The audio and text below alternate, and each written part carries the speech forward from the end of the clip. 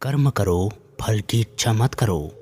दोस्तों, ये मैं नहीं कह रहा, ये भगवान श्री कृष्ण गीता में कहते हैं। दोस्तों, इस दुनिया में कर्म को मानने वाले लोग कहते हैं कि भाग्य से कुछ नहीं होता, और भाग्यवादी लोग कहते हैं कि किस्मत में जो लिखा होगा वह होकर ही रहेगा। अनंत काल से इस पर बहस चली आ रही है कि कर्म बड़ा है या भाग्य। दोस्तों, अगर जीवन में आपको कुछ पाना है तो मेहनत तो करनी ही पड़ेगी। मंजिल तो उन्हीं को मिलती है जो इसकी ओर कदम बढ़ाते हैं।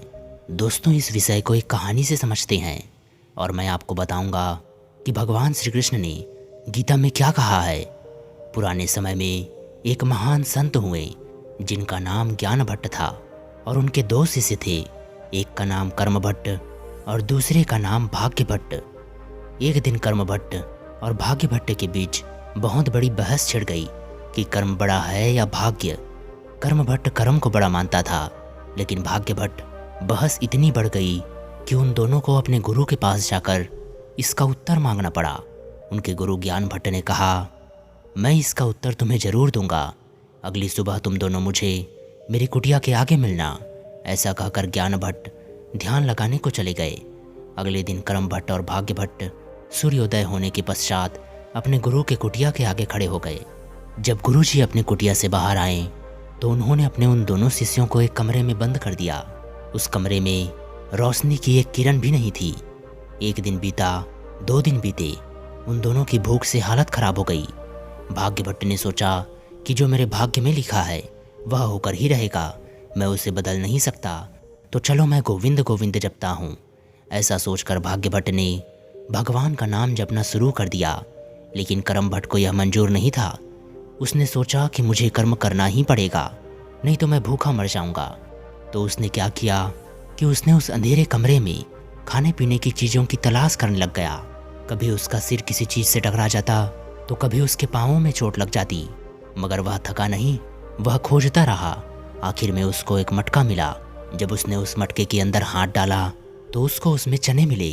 उन चनों को पाकर वह बहुत खुश हुआ, जैसे कि अमृत मिल गया हो, और वह बैठकर उन चनों को खाने लग गया। चना खाते खाते कभी कभी उसके मुंह में कंकड़ आ जाती थी, तो वह उन कंकड़ों को भाग्य भट्ट को दे दिया करता था।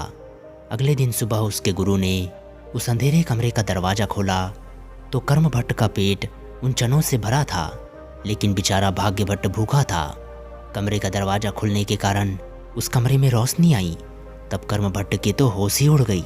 कर्म भट्ट भाग्य भट्ट को जो कंकड़ समझ कर दे रहा था वह कंकड़ नहीं, वे सब हीरे थे। तो दोस्तों, इस कहानी से आपने क्या सीखा, हमें कमेंट करके ज़रूर बताएं। ऐसा है कि ये जो कहानी है इसका अर्थ हर इंसान के लिए अलग अलग होगा। जैसे बारिश का पानी सभी पेड़ पौधों में एक साथ मिलता है, फिर भी किसी पेड़ के लाल फूल आते हैं और किसी पेड़ के पीले फूल आते हैं। अब हम बात करते हैं कि कर्म बड़ा है या भाग्य। कर्म और भाग्य दोनों ही एक दूसरे से संबंधित हैं। दोनों में कोई भी छोटा बड़ा नहीं है। अगर आप अच्छे कर्म नहीं करोगे तो आपका भाग्य अच्छा नहीं बनेगा, और अगर आपका भाग्य अच्छा नहीं होगा तो आप कर्म भी ठीक से नहीं कर पाओगे। भगवत गीता के अध्याय 3 के 8वें श्लोक में भगवान श्री कृष्ण अर्जुन से कहते हैं कि हे पार्थ, अपना नित्य कर्म करो, क्योंकि कर्म ना करने की तुलना में कर्म करना श्रेष्ठ है। कर्म के बिना तो शरीर का निर्वाह ही नहीं हो सकता।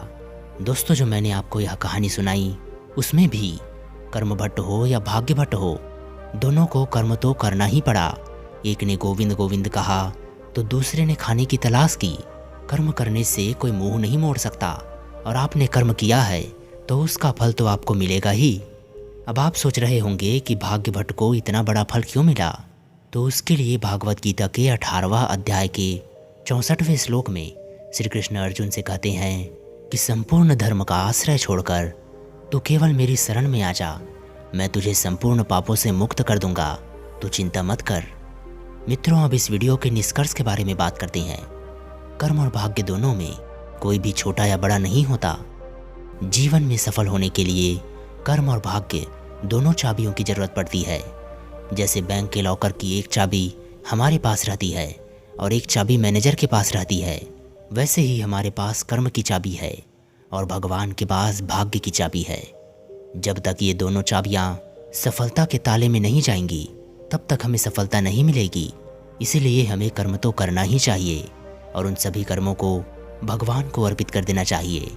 यही निष्काम कर्मयोग का सिद्धांत भगवत गीता में भगवान श्री कृष्ण हमको देते हैं। दोस्तों, आशा करता हूँ कि यह वीडियो आपको पसंद आया होगा। यदि वीडियो अच्छा लगा है तो वीडियो को लाइक और चैनल को सब्सक्राइब करिए, ताकि हम रोज आपके लिए ऐसी ही ज्ञानवर्धक व प्रेरणादायक कहानियाँ लाते रहें। और अगर वीडियो दिल को छू गई हो तो कमेंट में जय श्री कृष्णा ज़रूर लिख दीजिएगा। चलिए मित्रों, मिलते हैं आपसे अगली कहानी में। आप अपना ध्यान रखें और खुश रहें। जय श्री कृष्णा। राधे राधे।